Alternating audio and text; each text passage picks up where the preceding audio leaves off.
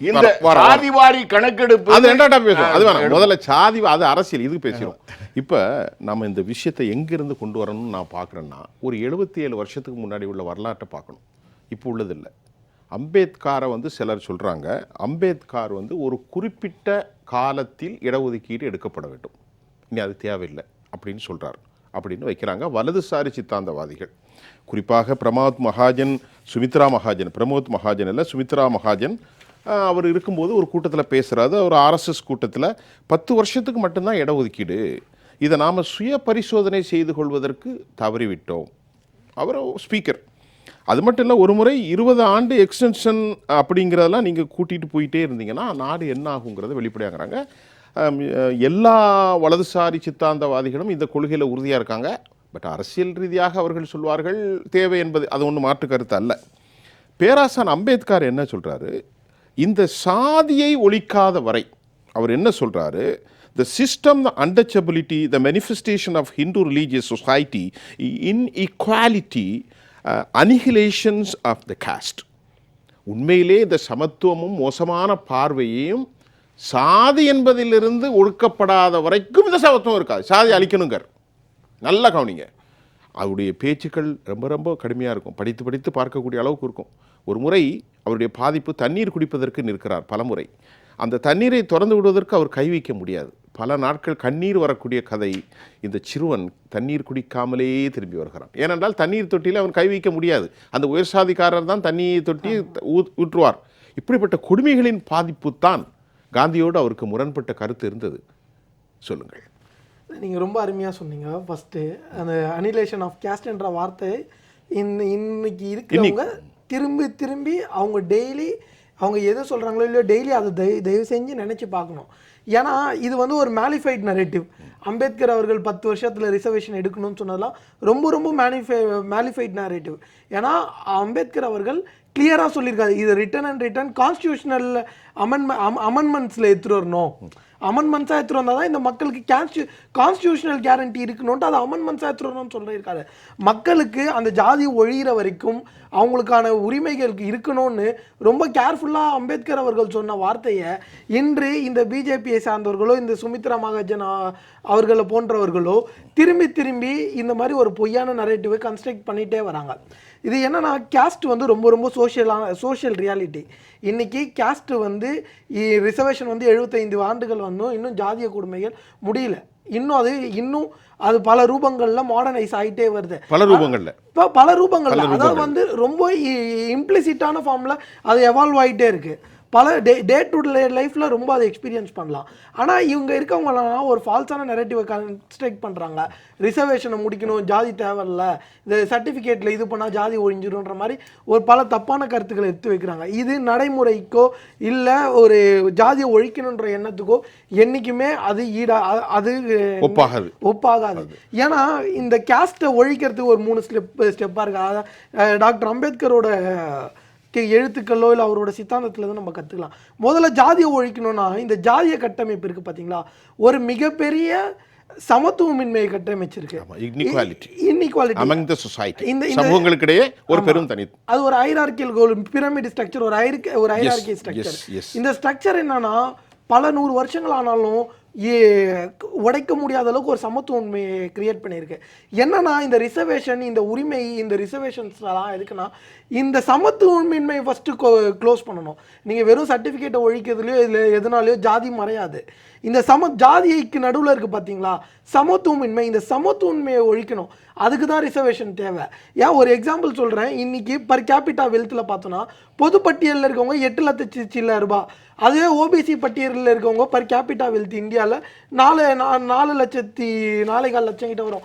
அதை விட பார்த்தீங்கன்னா எஸ்சி மக்கள்கிட்ட வெறும் 2,20,000 ரூபாய் தான் அவங்க பர் கேபிட்டா வெல்த்து. அதுக்கு எஸ்டி மக்கள்கிட்ட அதை விட கம்மி. இந்த மாதிரி இன்இக்வாலிட்டிஸ் ரொம்ப அதிகமாக இருக்குது. அதுக்கு மேலே இன்றைக்கி இவங்க சொல்கிறாங்க இந்த க்ரீமி லேயர் மாதிரி கான்செப்ட்லாம் இந்த நாட்டில் இந்திய நிலைமைக்கு என்றைக்குமே அது ஆன்டி கான்ஸ்டியூஷன். அதை பேசவே கூடாது. அதை பேசுகிறதே இந்த மக்களுக்கான உரிமையை தட்டி பறிக்கணுன்ற ஒரு எண்ணத்தை தான் வெளிப்படுது. ஏன்னா பல ரிப்போர்ட்ஸ் இருக்குது. இந்தியாவோட இந்த பெரிய நிறுவனங்கள்னு சொல்கிற ஸ்டார்ட் அப்ஸு, யூனிகார்ன்ஸோ இல்லை கேசல்ஸோ சீட்டாஸில் ஒருத்தராவது எஸ்சி எஸ்டி ஓபிசி மக்களை. அது உங்கள் தலைவர் இருக்கார ராகுல் காந்தி பிஎம்ஓ அலுவலகத்தில் 97% he made an open statement. He disclosed before the media what he said. I review against him. மறுபடியும் சொல்லணும், அவர் என்ன சொல்றாரு, 97% உயர் சாதிகளின் ஆதிக்கம் இருக்கிறது. இல்லை அவர் தான் சொல்றாரு. ஆமா, எல்லா மட்டங்களிலும் உயர் சாதி இருக்குன்னு அவர் ஓப்பனா சொல்றாரு. இல்ல அதுதான் எங்க தலைவர் என்டாஸ் பண்றாரு. எங்க தலைவர் மகாத்மா காந்தி, ஜவஹர்லால் நேரு, டாக்டர் அம்பேத்கர் அவர்கள் இந்த நாட்டை ஒரு ஈகாலிட்டேரியன் சொசைட்டியா, ஒரு சமத்துவ இந்தியாவை கட்டமைக்கணும். இதுதான் இந்த ட்ரீம் ஆஃப் இந்தியான்னு சொல்லலாம். இந்தியா ஒரு கனவு என்னன்னா, இந்த ஃபவுண்டிங் ஃபாதர்ஸ்க்கு வந்து இந்த நாட்டில் ஜாதி மத வேறுபாடுகள் அற்று மனிதர்கள் எல்லாருமே ஒரு ப்ராஸ்பர் ஆகணுன்ற சொசைட்டியை கட்டமைக்கணுன்றதான் அவங்க கனவு. ஆனா இன்னைக்கு இருக்கிற சித்தாந்தம் அன்னைக்கு இந்த கான்ஸ்டியூஷனை அமல்படுத்தணும்னு சொன்னப்போ இந்த கான்ஸ்டியூஷனை ரொம்ப ஸ்ட்ராங்காக கிரிட்டிசைஸ் பண்ணவங்க. என்னன்னா இன்னைக்கு எங்க தலைவர் இந்த மாதிரி பல விஷயங்கள்ல ஒரு டீப்பனா ஒரு சோஷியல் ஜஸ்டிஸே அடுத்த லெவலுக்கு எடுத்துட்டு போறாரு எங்க தலைவர். இந்த மாதிரி பல இடங்கள்ல சமூக நீதி, மக்களுக்கான ரெப்ரசன்டேஷன் வேணும் அப்படின்ட்டு சொல்லி எங்க தலைவர் இந்த விஷயங்களை அட்ரஸ் பண்றாரு. ஆனா அதை பொறுத்துக்க முடியாம ரொம்ப அதை எங்க தலைவர் பேசும்போது இன்னைக்கு இந்த பிரச்சனைகள்லாம் ரொம்ப அடிப்படையான ஒரு விஷயம் தேவை, ஜாதிவாரி கணக்கெடுப்பு. இதை கேட்க போனப்போ எங்க தலைவர் அவர்களை பார்த்து நீங்க என்ன ஜாதின்னு கேட்குறாங்க. இது இல்லை, இந்த இருக்குன்னா இது அவங்க மனப்பக்குவம், இதுதான் அவங்க மனப்பாங்கு, இது இப்படிதான் இருக்கு. ஏன்னா இங்கிலீஷ்ல நம்மளாம் ஒரு வார்த்தை பேசுவோம், ஹிப்போக்ரஸி.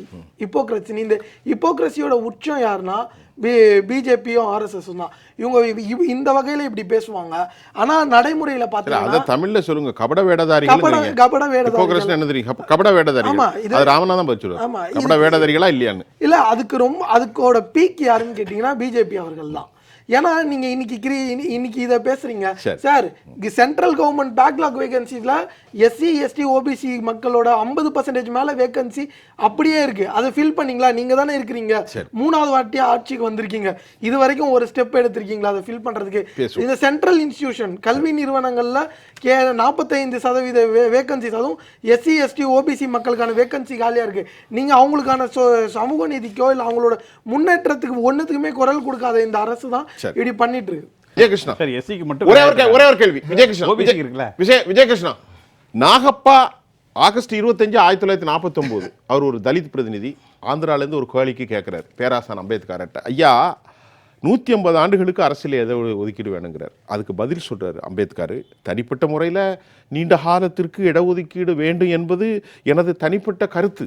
அவர் சொல்றது ரெஜிஸ்டருக்கு நீங்க போய் பாருங்களாம்.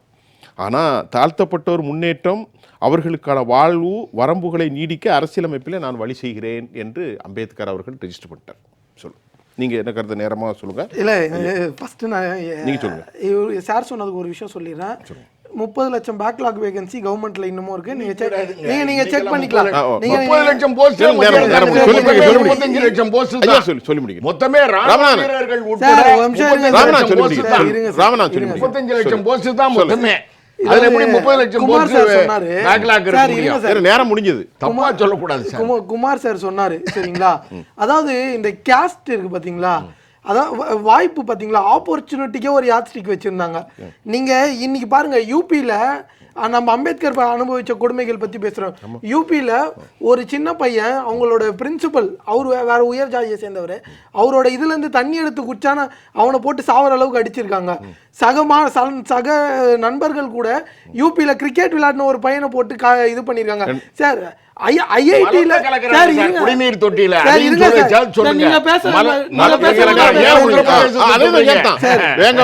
ஐஐடில எத்தனை தலித் பசங்க சூசைட் பண்ணிக்கிறாங்க சார் டிஸ்கிரிமினேஷனால.